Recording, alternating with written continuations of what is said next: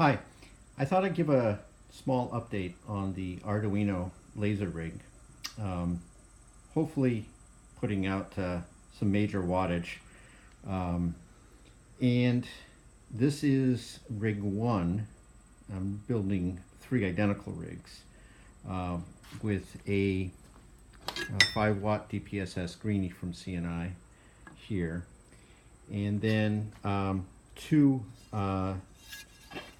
new NumB diodes. One is the light blue and the dark blue, and they're combined. And even though one is slightly more divergent than the other, they do collimate fine, and they give a good combination of the two colors, which makes it a little bit deeper blue than the lighter blue guys. And then the 638 reds, I'm running them at 1.4 amps each. Then they come out of here, and this is a plexiglass container that keeps the condensation obviously away. So they're being driven by 3 dual stage techs. So these 2 guys up here and then these 2 guys in here are controlled with 1 tech. And then these 2 guys are controlled with the middle tech. And the idea is to differentially cool these 2 versus that, and also these 2 remain at the same temperature as those 2, and then that can be either warmer or cooler depending upon how they collimate. The idea is that these frequencies change with temperature, and so you can make them a little bit more collimated at the galvo. So they have an aperture window here. These are all sealed by just rubber, and they actually seal pretty well. And they prevent the condensation from occurring.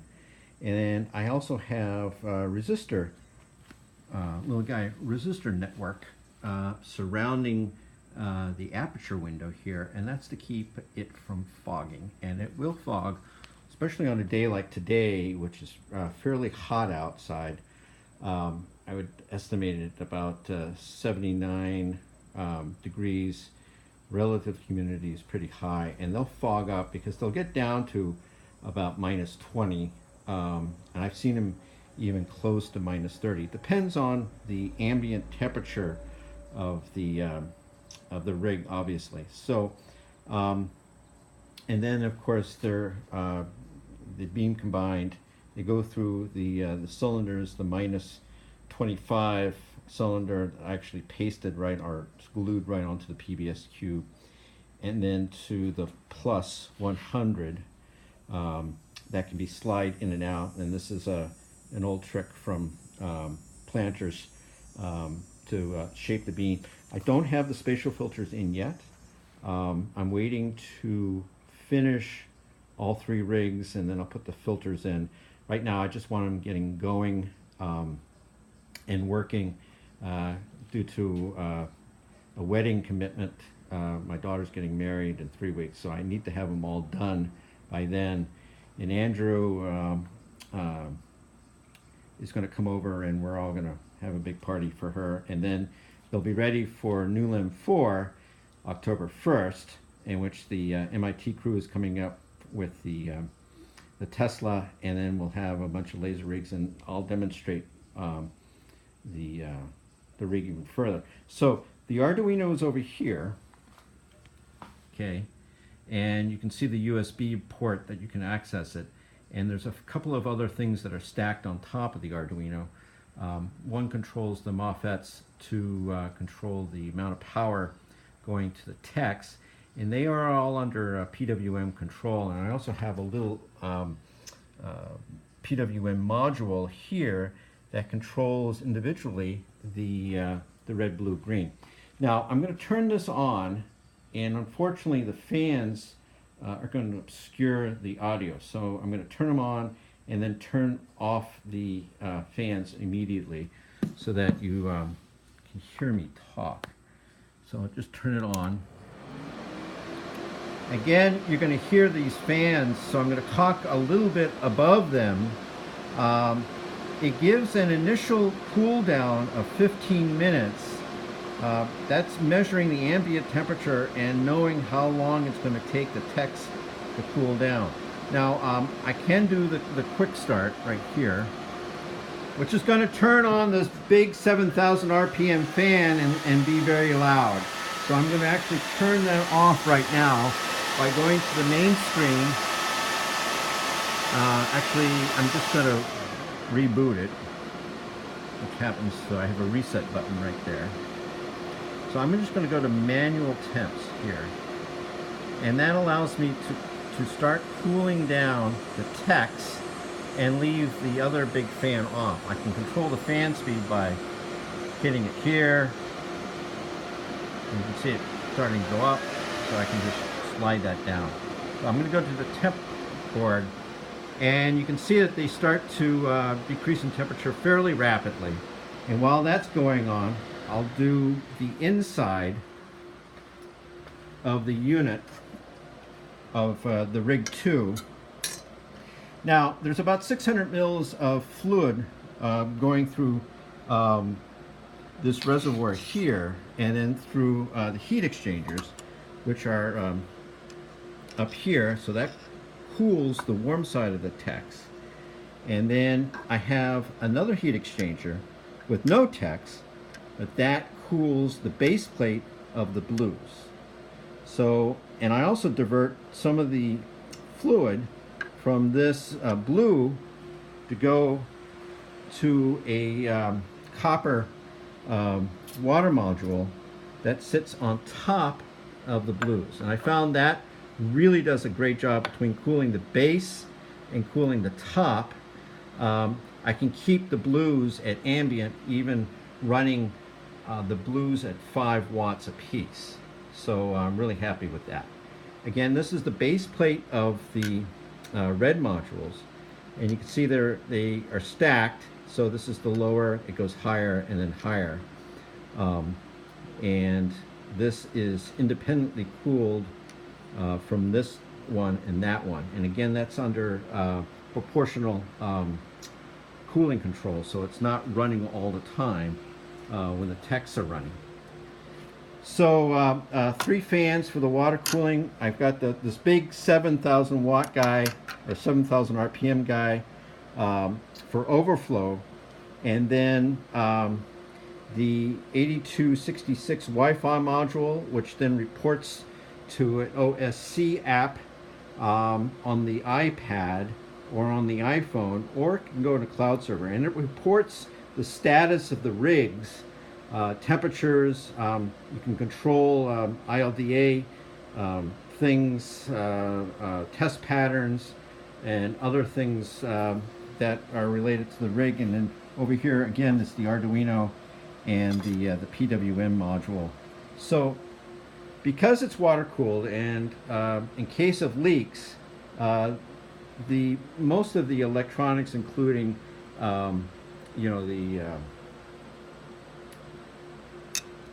blue module here, controlling the blue and the red, and the laser fantasy amps from Slick Lasers that control the Pangolin galvos, as well as the controller for the CNI green module, is up above everything.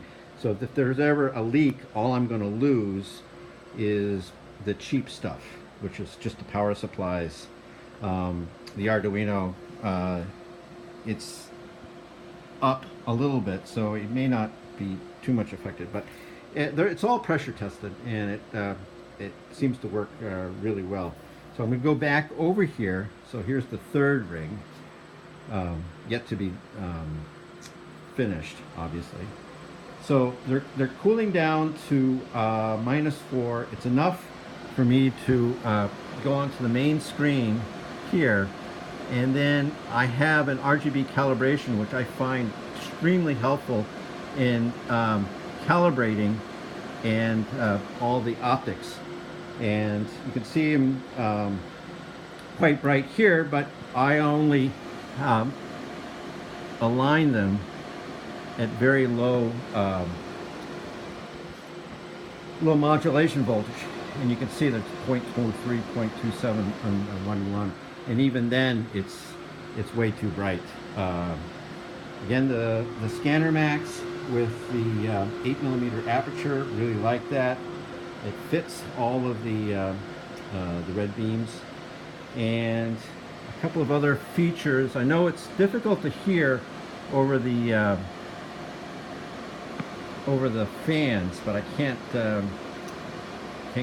deal with that. So there's the quick start, there's the normal operation showing that the temperatures, and this also shows me the power going to either the techs or the fans on a little control thing here. We go back to the main screen. We also have an initialized Wi-Fi module and an ILDA test pattern here, which haven't been implemented. Again, I showed you the manual temps here, which can control the amount of energy going to the MOSFETs from 0 to 255, and you can go and reset that. You can go that and then reset all of the temps going to the modules. And then I can go back to the main screen, or I can go back here to the RGB calibration and reset everything. And of course now the everything goes down, so I'll just turn this back off again so that you can hear me. So that's the rigs.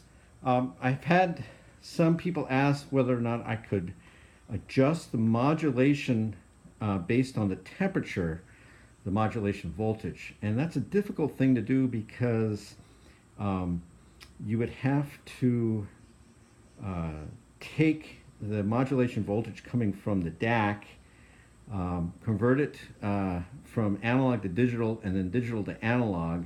So I guess it's doable. It would be difficult based on the speed of the modulation signals. A better bet would be some sort of feedback mechanism between, let's say, the wavelength electronics unit, somehow figuring out a way to change the output. But these modules really are based on trim pots here, and they don't have a digital output or digital input that change the modulation voltage, although you could probably figure something out. So that would be a difficult thing to implement. I know, again, people are asking me about that. But for so far, again, Wi-Fi reporting, temperature monitoring, and temperature control via the PID, and then diode control for alignments. And I also have this thing on a Lazy Susan, which really helps in basically doing all the alignments and drilling the holes. I like the planter's method of basically drilling holes and aligning things as you go, so that you're not doing things, again and again and again. So it ends up having multiple holes in your base plate. But here they are. So 3 rigs, spatial filtering, Arduino control, and thanks for watching.